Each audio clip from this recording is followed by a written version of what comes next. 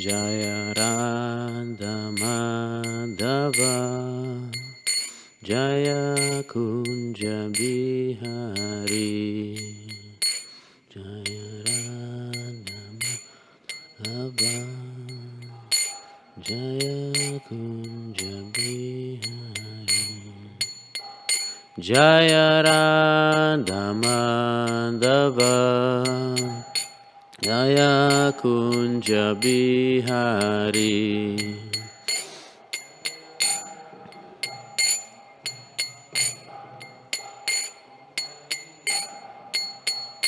Jaya Radha Madhava Jaya Kunja Bihari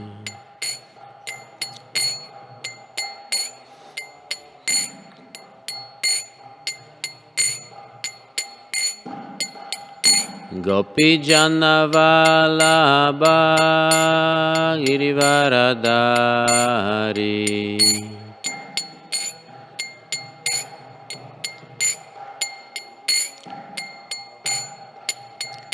Gopi Jana Vallabha Girivaradari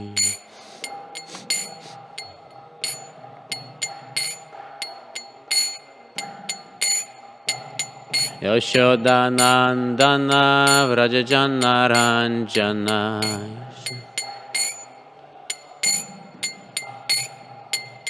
Yashodanandana Vrajajana Ranjana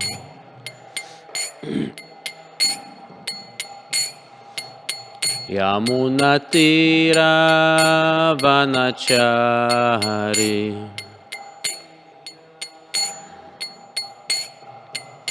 Yamunatira Vanachari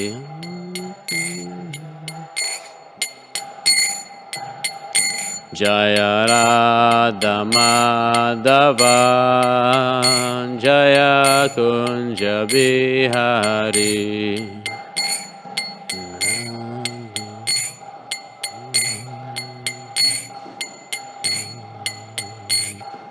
Gopi Jana Vallabha Girivaradari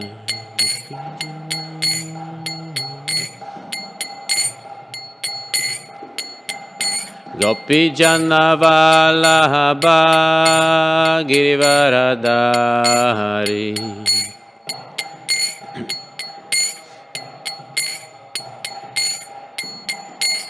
Yashodanandana Vrajajana Ranjana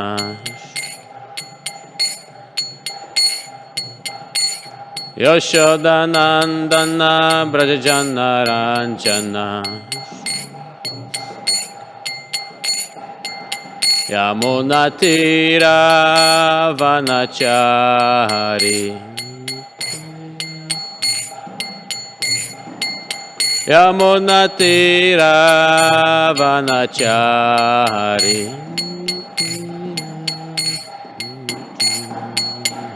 Jaya Radha Madhava Jaya Kunja Bihari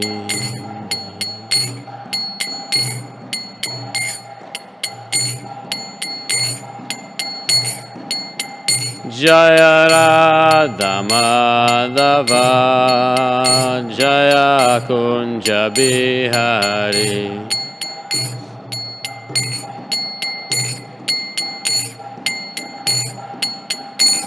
Hare Krishna Krishna Krishna Hare Hare Hare Rama Rama Rama Hare Hare Hare Krishna Krishna Krishna Hare Rama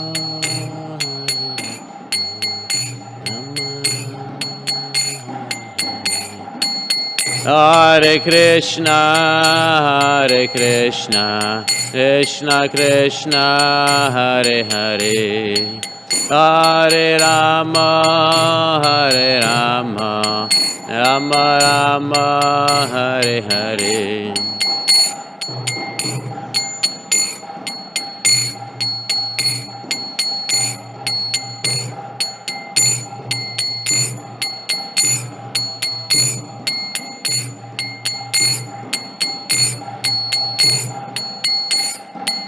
Hare Krishna, Krishna Krishna, Hare Hare, Hare Rama, Rama Rama, Hare Hare.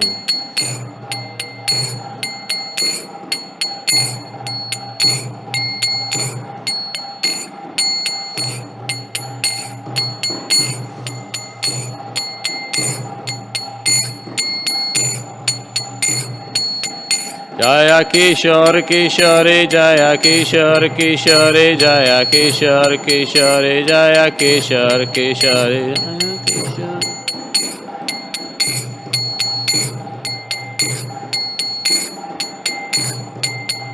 Jaya Jai Jagannath Jaya Jai Jagannath Jaya Jai Baladev Jaya Jai Subhadra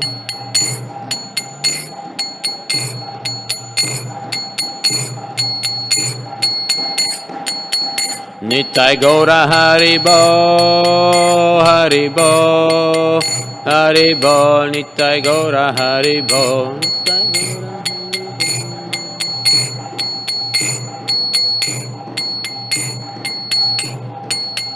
Jaya Jaya Prabhupada, Prabhupada, Prabhupada, Jaya Jaya Prabhupada.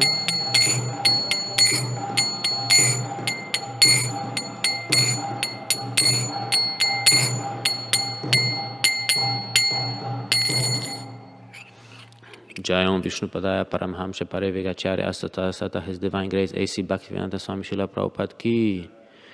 Jayam Vishnupadaya Paramhamsa Parivigacharya Asata Sata His Divine Grace Bhaktisiddhanta Saraswati Goswami Prabhupada Ki. Ananta Kodi Vaishnava Vrinda Ki. Grantaraj Srimad Bhagavatam Ki. All glories to the assembly of devotees. All glories to the assembly of devotees. Hare Krishna. All glories to the assembly of devotees. All glories to Sri Guru and Gauranga. Vishnu Padaya Krishna Prasthaya Srimati Chandramayeshwar Bhaktivedanta Namaste Saraswati Devi Gauravani Pracharan Yushisheshuna Vadi Pashadishata Bhanchakalpatarobhyascha Kripa Sindhubhezavacha Patidanam Pavanabhi Vaishnavi Vanamanama.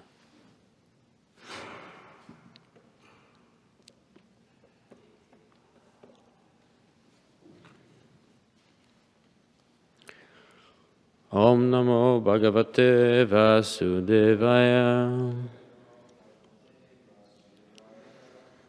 Om Namo Bhagavate Vasudevaya. Om Namo Bhagavate Vasudevaya. Today's reading from Canto 10, Chapter 25, entitled Krishna Lifts Govardhan Hill, verse 5. Vachalam balisham stabdam agyam pandita maninam Krishnam martyam upasritya gopame chakrur apriyam Vachalam balisam stabdam agyam pandita maninam Krishnam martyam upasritya gopame chakrur apriyam Vachalam balisam stabdam agyam pandita maninam Krishnam martyam upasritya gopame chakrur apriyam.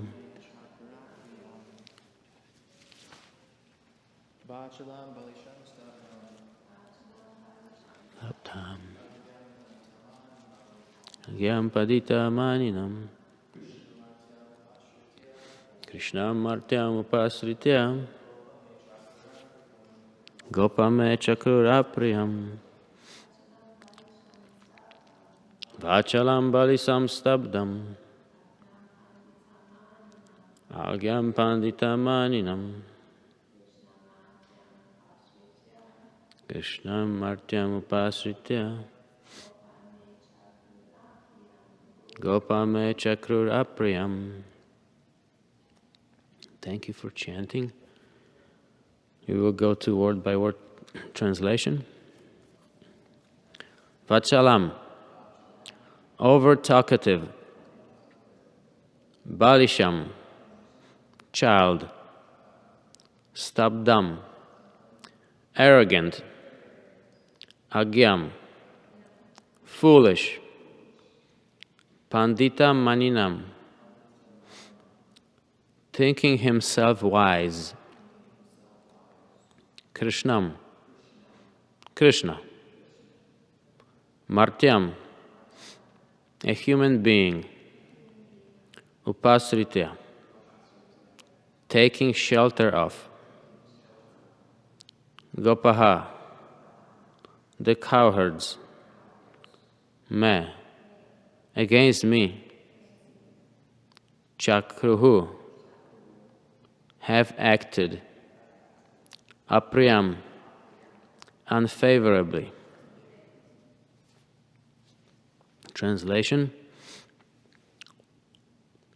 these cowherd men have acted inimically toward me by taking shelter of this ordinary human being, Krishna, who thinks himself very wise, but who is simply a foolish, arrogant, and over-talkative child. Purport by His Divine Grace, A.C. Bhaktivedanta Swami Srila Prabhupada. According to Srila Sridhar Swami, through the insults of Indra, Goddess Saraswati is actually praising Krishna. The Acharya explains, Balisham means free from pretension, just like a child. Stabdham means that he bows down to no one because there is no one for him to offer homage to. Agyam means that there is nothing more for him to know because he is omniscient. Pandita Manina means that he is highly honored by the knowers of the Absolute Truth. And Krishna means that he is the Supreme Absolute Truth whose transcendental form is full of eternity and ecstasy. Martyam means that although he is the Supreme Absolute Truth, he nevertheless appears in this world as a human being out of affection for his devotees. Indra wanted to rebuke Krishna as Vachalam because the Lord had presented many audacious arguments in the line of Karma Mimamsa and Sankhya philosophy, even though he did not accept these arguments. Thus Indra called the Lord Balisha, foolish. Indra called him Stabda because he had spoken boldly, even in the presence of his own father. Although Indra attempted to criticize Sri Krishna, the Lord's transcendental character is in fact impeccable. And this chapter will demonstrate how Indra came to recognize the position of the Lord. Om Agyana Timrandasya Gyananjaya Shalakaya Chakshuramitam Gyana Tashmai Shri Guruvema Shri Chaitanya Manabhishtam Sapinam Yena Bhutale Svayam Rupam Kadamaya Dadati Svapadandikam. Thank you very much for coming today. And we'll be talking about anger today. Anger. Lord Indra became angry at Krishna. So, is anyone here who has never gotten angry? Never, right? So I even got angry this morning when I was on my way here because I was running a little bit late. So I was angry with the stoplights and people were going slow. And I was like, oh my gosh, I got to be at least 2-3 minutes early. I don't want to be just on the nose, This anger is there. Some sages say that it is even harder to control than all the other senses. We'll talk about that more, but in general, Lord Krishna, this unbelievable chapter, it's shown how Lord Krishna protects his devotees from Indra's anger and teaches Indra a lesson. Now, what lesson did Indra learn? Well, that he should not threaten Lord Krishna's devotees, he should not minimize God, he should not overuse his high post as the king of heaven. And such common problems in today's world they're commonplace, People in high positions, politicians, athletes, they're abusing their position, high posts in government or in politics and management, abusing their position to force people, hurt people for their own reasons. Spiritualists over the centuries have been criticized, and persecuted, in different religious traditions. That's been going on for centuries and thousands of years. We are somewhat lucky in the United States, in the Western world. We have the freedom of speech and we can express our beliefs openly, and maybe not so much in some of the other parts of the world, but definitely in the West. So people minimize God to the point where even so-called spiritualists, religionists, they go to the temple or church, once a year. They say they believe in God, but their life may not reflect it. They do not even visit the temple of the Lord more than once a year. And I'm just generalizing over here. Lord Indra believed in Vishnu and Krishna, believed in God, but he got bewildered. He got bewildered by his high position and his power. He became attached to his position and power and the way he ruled. And we later explored different stages of anger and why it arises, and what are the consequences of becoming angry. So obviously, Lord Indra acted contrary to what was expected of his position as the king of heaven, let his frustration and anger get to him, misjudge the whole situation, and try to punish Krishna's devotees and Krishna. So, like I said, we'll be talking about anger today, how we can restrain it properly so we don't make the mistake of letting the anger dictate our actions and words, and we don't make mistakes in devotional service and in life in general. I've been a rather angry person through all my teenage years, and I just remember one example. I mean, there are situations almost every day. There may be slight anger, high anger, different levels of anger. But I remember in my teenage years, we used to go to that was elementary school, I think. 3rd grade, 4th grade, 5th grade, especially the 1st grade and 2nd grade. I had my best friend there, and we would always spend time, between classes and school and, lunch break, and then after school we get together. And there were other couple good friends who were also good friends, but they were not as close. We were not as tight. So whenever my best friend, and he would also recognize me as his best friend, but sometimes he would talk to those other good friends more than I felt it was good, and I wanted him to spend more time with me.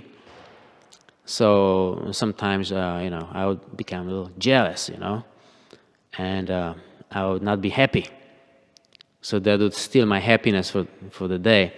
And sometimes when I was sick or had to do homework and he would spend time outside after school with those friends, who were also my friends, but not as close, I would get really upset. I would look out the window doing my homework and look out the window and they're like over there doing something, and I was like, oh my gosh. And I get really jealous. And then also what we did in those years, we would go to karate school, right? 3 times a week. We would walk like a mile together and go to karate school at that park district somewhere. That was in Poland, way back, years ago, decades ago. And I would make sure when we practiced karate, because all of us were going, I would make sure when we did sparring that I would punch those good friends a little bit harder, I would punch them harder. And sometimes my teacher would notice, easy, don't punch so hard, it's only practice, easy, 50%. But I would like to, inflict some pain on those friends because my best friend would hang out with them more. So I remember these some of my behaviors and feelings at that time, and they were really intense. I don't want to give you more examples of different situations where I got really angry, but that was part of my teenage years and into adulthood. Anger is an issue for many of us, and sometimes it's even more difficult to control anger. Some people don't really get that much angry, but some people get angry almost every day, and that's really scary. I know, many people who are always like very much under pressure. Like at any time they can burst. They can have a tantrum. So I make sure I talk to them nicely so I don't provoke it, by whatever I say. So that's been going on for years myself, and I'm sure people who get very angry and who cannot control anger. But what was most important for me then, and then even now, that when I get angry, it steals away my peace of mind and happiness. And I hurt others, hurt myself, because I'm not a happy camper, Once I get angry and I do something or say something, it stays with me for many hours and it spoils my day. So why get angry? Why get angry? Anger puts your mind in a different state of consciousness. Let me read you some verses from Bhagavad Gita. I'm sure you know these verses very well. From chapter 2, verse 62. And 63, actually, we'll cover 63 first. I'll just read the Sanskrit. Krodak bhavati sammohaha samhat smriti vibhramaha. Smriti brahmshad buddhi nasat pranasyati.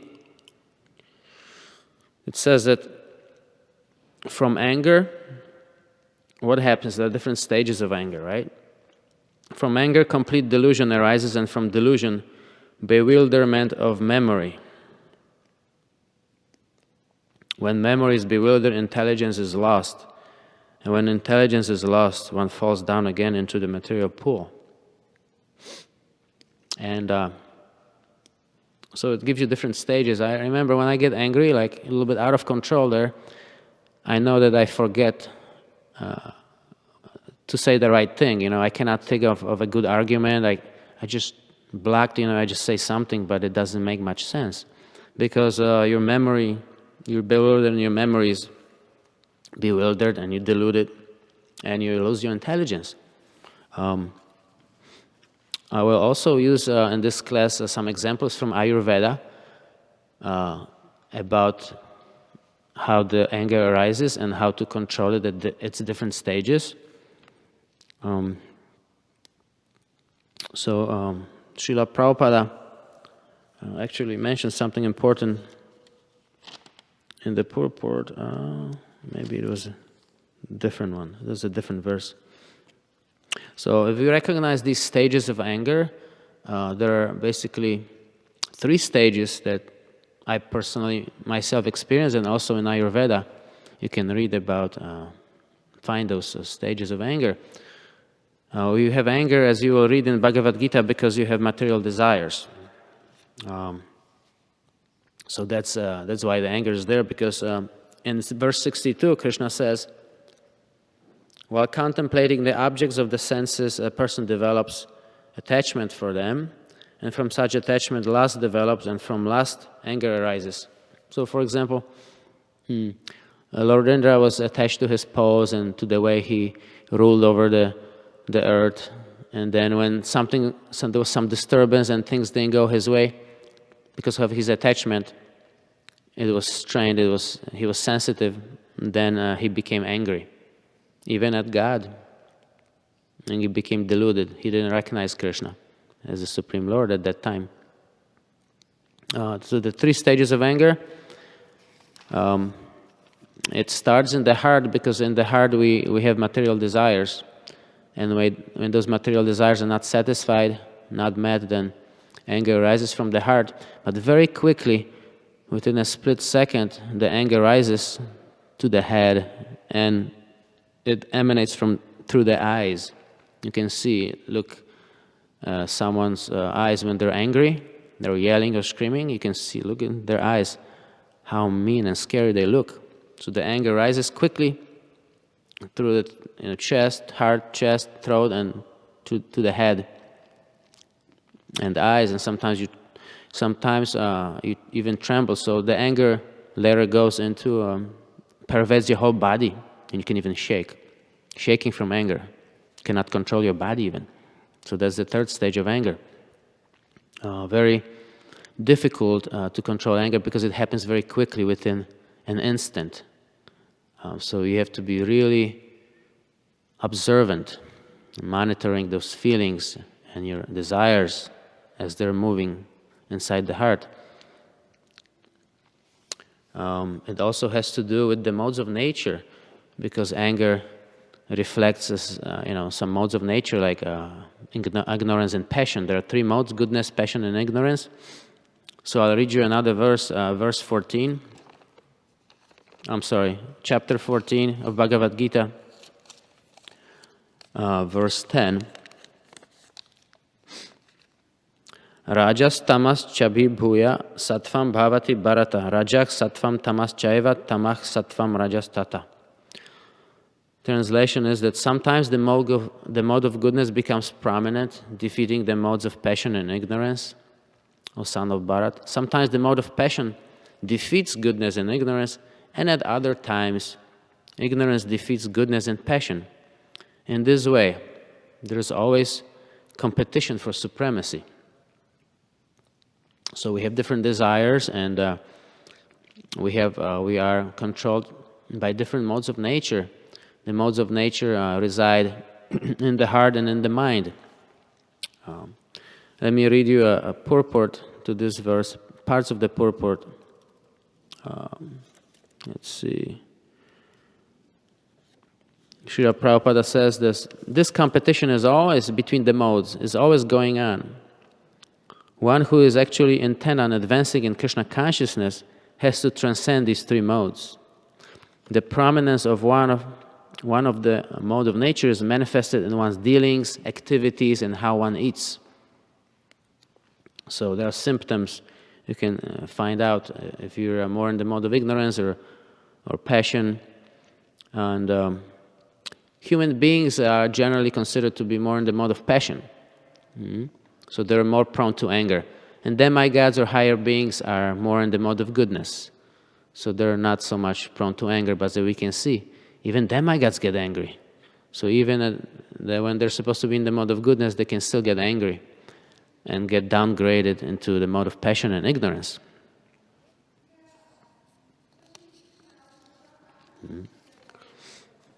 In the Nectar of Instruction, I brought my old copy of the Nectar of Instruction. There is a nice verse that encourages us to control the senses, and one of them is obviously anger that we're talking about. The nice verse is Vacho vegam manashak krodha vegam jikhva vegam udarapastha vegam etan vegan yo vishahata diraha sarvam apimam prativim sasishyat. The translation is that a sober person who can tolerate the urge to speak, the mind's demands, and the actions of anger, and the urges of the tongue, belly, and genitals, is qualified to make disciples all over the world. So if you have a high post, like Lord Indra, or any post that requires then you lead and manage students or people, you have to be in good control of anger and other senses, those urges. So this is very important to recognize how important it is to control, manage the anger. So once again, the three levels of anger are at the heart, and it rises to the head through the eyes, and it pervades your whole body if you don't stop it. And then you can become really destructive, when you let the anger control your whole system, your body and mind. So I'll give you some examples. And one other thing that I wanted to mention in relation to that verse from Nectar of Devotion, Nectar of Instruction, is that that anger has some use, obviously. It cannot be stopped completely, but it has some use. It can be applied correctly. And Srila Prabhupada gives a nice example.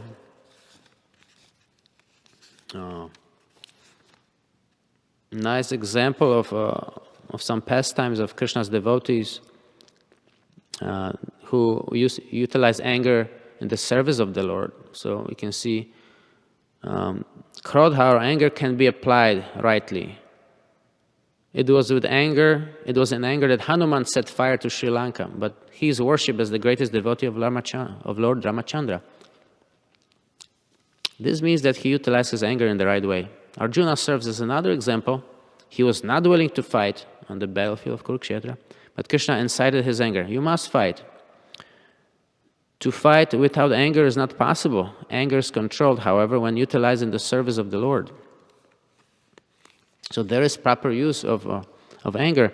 I by no means recommend we keep going around and setting fires to people who we think are bad, or not following our method. I don't encourage that. These pastimes are pastimes of pure devotees of the Lord, but the principle is that there is proper use of anger, and sometimes you can use anger to protect Lord Krishna's devotees from criticism. You can use control anger and come up with good arguments, logical arguments, to defeat demoniac atheistic philosophies. So you can use that emotion of anger to control the anger to defeat those philosophies.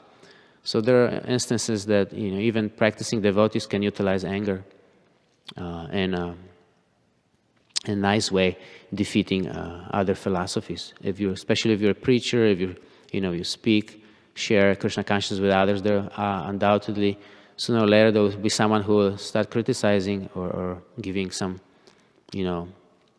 irrational comments, and then you have to stand up and defeat that philosophy. Once again, without offending the person. So here are some examples of anger, using anger in the service of the Lord. Going back to the three levels of anger, at the heart, and in the head, and the mind, and also inside your body. Three stages of anger. The Eastern Vedic scriptures, such as Ayurveda, the science of life, which is the These are the medicinal scriptures contained in the Vedas. They teach that you can control your anger by using the right method at the right stage. For example, if the anger is still in the heart and it didn't overpower your mind, it didn't get there, you use a different technology, spiritual technology. If the anger is already in your mind and you have a hard time controlling your thoughts and you're about to say something improper, and then there's a different technology that can be used to tame, control the anger, dissipate it, neutralize it.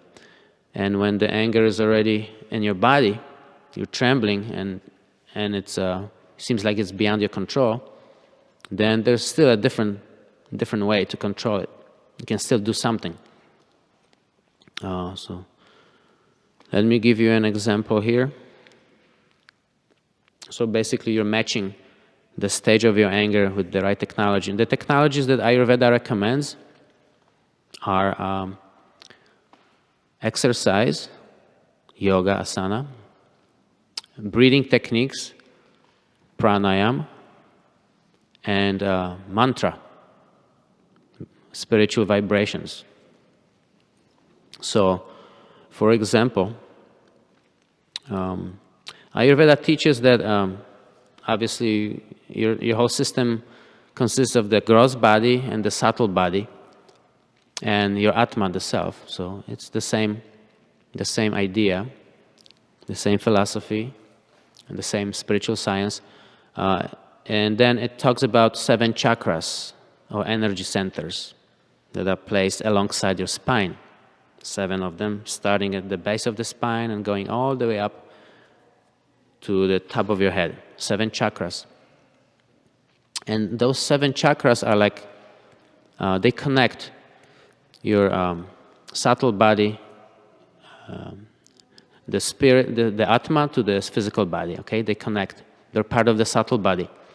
And those chakras branch out into subtle channels, or nadis. The Sanskrit word is nadis. And you can, when you get angry, those subtle channels get disturbed. So when you find yourself that the anger is already in your mind and in your eyes, and you start, you're about to say something bad, what you can do, you can use pranayam, and there are a few different ways to breathe in yoga. And the ones that cool off fire and make you calmer they're called, one is lunar type of breathing. Okay, so I will give you a quick demo because it doesn't require much movement. So there are 2 breathing techniques that you can use when you think the anger is already here, and you get a little flushed, and you get, your lips may tremble and you get really upset. You can use left nostril breathing, which is inhaling through your left nostril and quickly exhaling, long exhalation. So you want to focus on inhaling deeply and quickly, and you don't want to hold the breath, because holding the breath, it'll increase the fire more. You want to breathe out long and breathe out all the air you have. So I'll give you 2 breaths here so you can watch.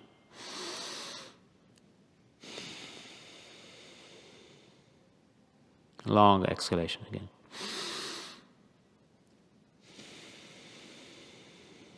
Long exhalation. If you do this for a minute or 2, your anger will be neutralized. That's a little bit when the anger is still not overpowering you. When the anger is really getting a little bit worse, then you use this breathing technique called Shitali, and you can breathe in through your teeth. Normally, yoga does not recommend breathing in through your mouth, but in this case, because you want to cool off the mind and the brain, you are allowed, and it's recommended you breathe in through your teeth, and the air that gets in is cooled, so it cools your whole head, and you breathe in through your mouth, through your teeth, breathe out through your mouth, and you do that for a minute. That really dissipates the anger that's running in your mind. Now, if the anger is already so bad that you want to punch a wall or punch somebody, you're really trembling, it may be too late to even breathe. You cannot even breathe. You're like, sometimes people like get a little bit, like feel like the throat is closing, They're so angry, they cannot talk, So it's really bad. So at that time, there are some things you can do. You can actually do some dynamic exercise that draws the blood away from the head and the upper body. So you can do some squats, you can do some jumps that utilize the legs. I would recommend jumping. I cannot show you right now, but jumping. So you use your legs, you draw the blood away from the upper body, and you can also do some push-ups. Push-ups have different uses, and if you're angry, it'll help you do nice push-ups. I'm sorry I cannot show it to you, demonstrate, but what happens, you draw the blood away from the head, and then it's easier to control the anger. Splash cold water on your face. And then when the anger is a little bit withdrawn from the body, you can go back to your breathing techniques. Left nostril breathing and breathing through your teeth. That's another form of breathing. And then once your anger is under control, you can do alternate nostril breathing. Okay, once you think you got it under control, you're going to go alternate nostril breathing, which is breathe in through your left, breathe out through your right, and now breathe in through your right,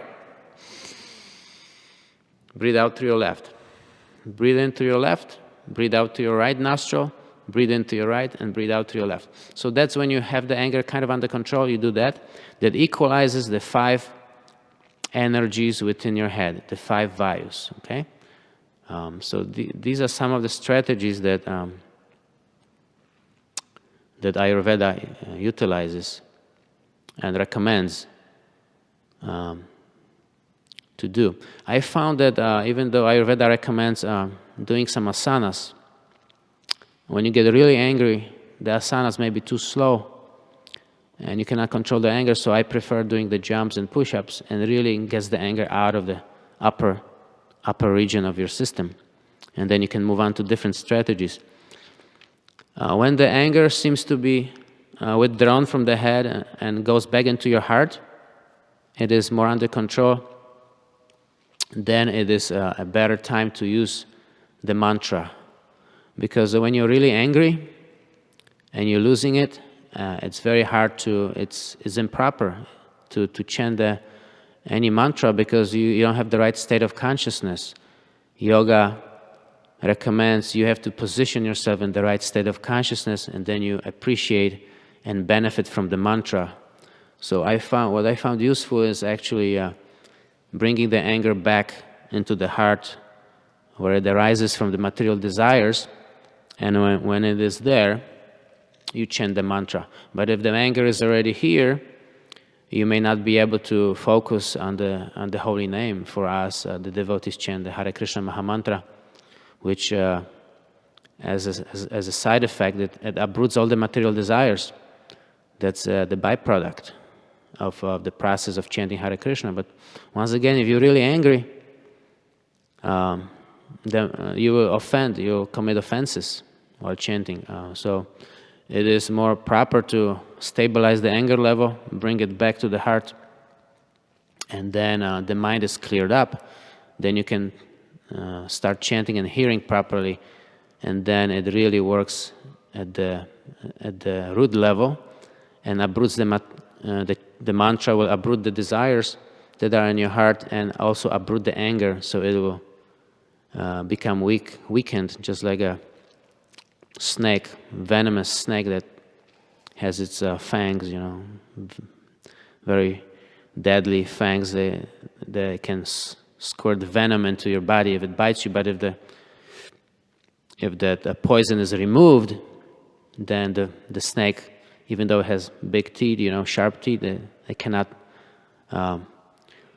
utilize the fangs to give you poison.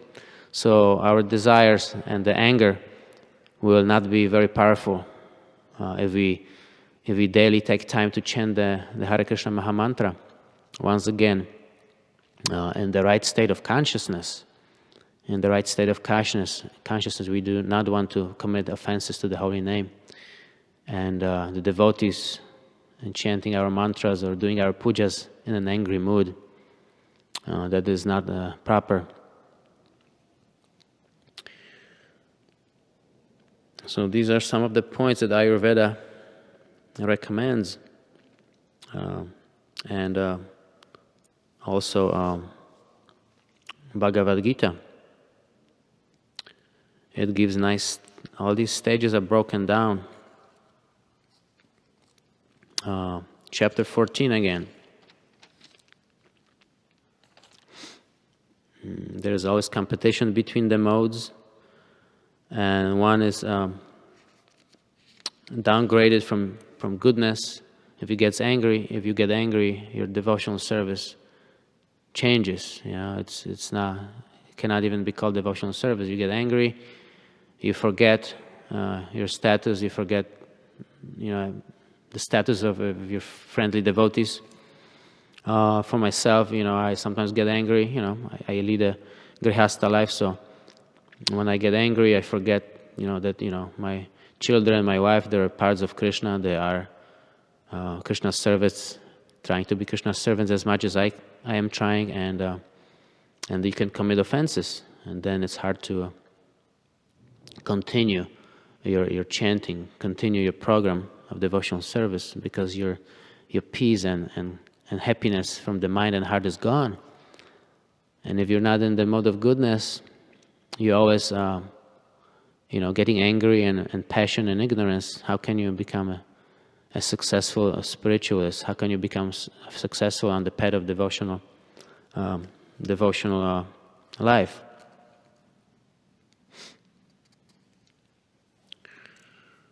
I think I have covered most of the points. And as a review, we still have some time. I can review it with you. Basically, the anger causes one to downgrade one's consciousness from goodness to passion into ignorance, and the anger rises from the desire into the mind, where the mode of passion and ignorance kick in, and they take away your intelligence and memory, and you commit mistakes, just like Logendra. You make big mistakes, and then you have to learn the hard way, just like Indra did. When you finish reading this chapter, we'll know how Krishna taught Indra a lesson. So this looks like an exciting chapter. So we have our technologies of breathing, pranayam, and doing our asanas or exercise.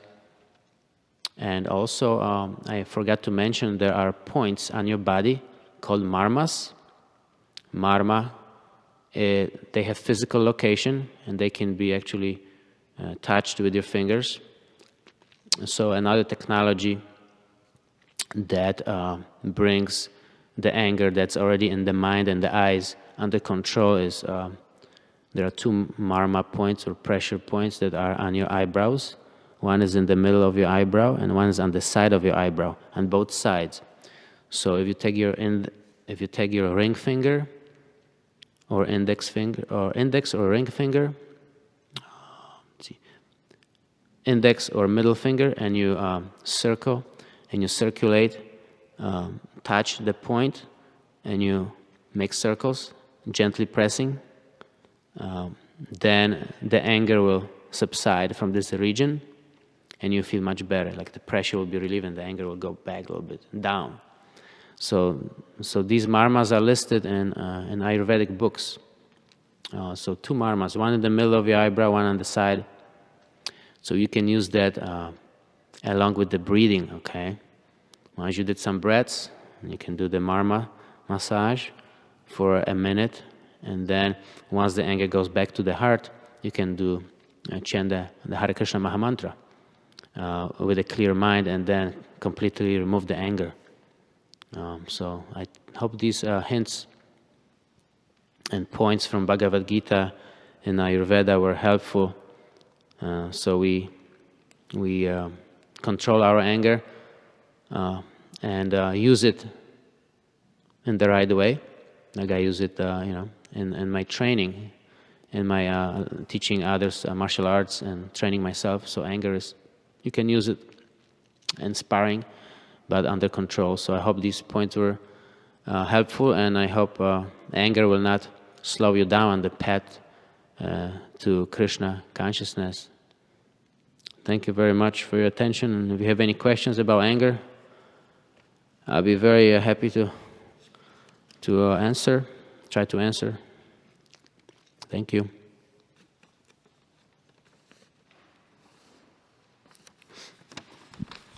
No questions? Oh, there's a question. Hare Krishna, Arjun, Acharya. You had read the verse that there's a progression with having the emotion of anger. So connected to having the anger is getting attached. So you were describing, various techniques for dissipating the anger from, physiologically spreading. It seems that in some sense, anger could be fed by being attached to certain ideas. So it may not be on the an immediate reaction to something, but it could be cultivated almost internally if one's very attached to some ideas that provoke anger. So that seems a different kind of monitoring is needed in that case. At least I'm just thinking further. So if you have any thought, if this is an accurate understanding. Thank you for this nice comment, Mataji. I think you're perfectly right. You're going in the right direction there, because I know for myself that I'm still very much attached to ideas and lifestyle that is not 100% nonviolent. As part of my job, and also because I have attachments, I like to practice martial arts. So, and sometimes, whether I want or not, I hear comments from people because they know I practice martial arts, I teach them, so they give me comments of what happened, and there was a fight between these two guys, and they describe the fight to me. And sometimes, not too long ago, I used to watch fights, on TV, to be updated, to be updated and know what's going on in the world of martial arts. And the idea of not only practicing martial arts as a good way to stay in health and fitness and shape, but also this idea and the way you develop knowledge and you practice and you associate with those who are like-minded, encourages you from within to be somewhat aggressive. Because martial arts, let's face it, it was originally a military art, and you have to, with a clear mind, but you have to be aggressive to, repel the opponent's attack or defend yourself, defend your country, defend your family. Military arts requires, like Srila Prabhupada says in the purport, some aggression, controlled anger, and then, once again, if there is no need to defend yourself, the value of martial arts is questionable, but because of the world we live in, I still feel that there is validity in practicing martial arts and using it in a controlled way. Other than that, it's great for exercise, but I completely agree. that I can see in myself that I am I am more angry than I need to be because of the way I live. Very energetic, exercise-oriented, martial arts-oriented. So this kind of ideology that I got from before I became Krishna conscious is still with me, and it still affects me, I think, to a degree. But I think, I'm not sure if I'm going the right direction, but I think I can see that some people who are like me, practicing martial arts, but they're not into Krishna consciousness, they may have to deal with that anger even more, because they don't have maybe that spiritual foundation that we do, and they may just have to be able to punch the wall and break some boards and punch somebody. They have a limited way of controlling that anger, and we have different ways of controlling that anger. And because of Bhagavad Gita and the spiritual culture that we have so many, the knowledge is so rich. You can address the anger from different points, from different angles, and that's what's great. One of the things that's so great about Vedic culture, it's so complete and comprehensive. You can take care of any problem that we have in our mind or body. Thank you. Any other questions? Anything? Srila Prabhupada ki jai.